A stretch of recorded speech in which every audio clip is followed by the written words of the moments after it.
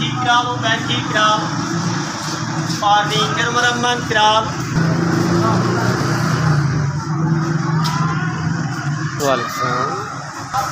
Furniture का काम करना भाई, फर्नीचर का काम करना, गली में ले तुर फिर के गली मले काम करने, फर्नीचर का, कुर्सियाँ मिल जाए, बैड मिल जाए, दरवाज़ा मिल जाए, कोई भी फर्नीचर का काम वगैरह वो कर लेने।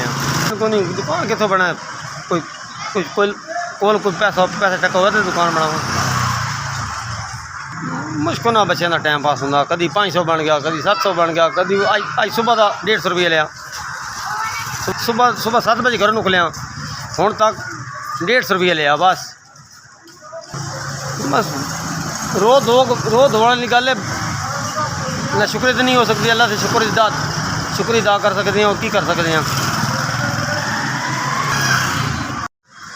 4000 रुपये दिता ने, बहुत मेहरबानी, शुक्रिया।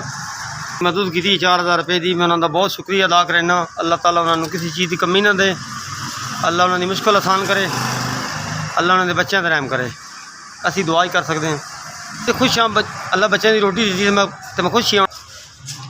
सुबह तो बहुत परेशान सा, फिर मैं क्या, जो अल्लाह देगा लाख शुक्र है। 4000 रुपये देता, सुबह तो बहुत परेशान सा, जो अल्लाह ने दिता, जो रब ने किया, अल्लाह तेरा लाख शुक्र है। बहुत खुश हो गया, बच्चों की अल्लाह ने रोज़ी दी, अल्लाह तेरा लाख शुक्र है। अल्लाह उन्होंने करम कर जेड़े मस्किनां दा कर देन। एस बी एस ने मेरी 4000 की मदद की, मैं बहुत थोड़ा शुक्रगुजार हाँ।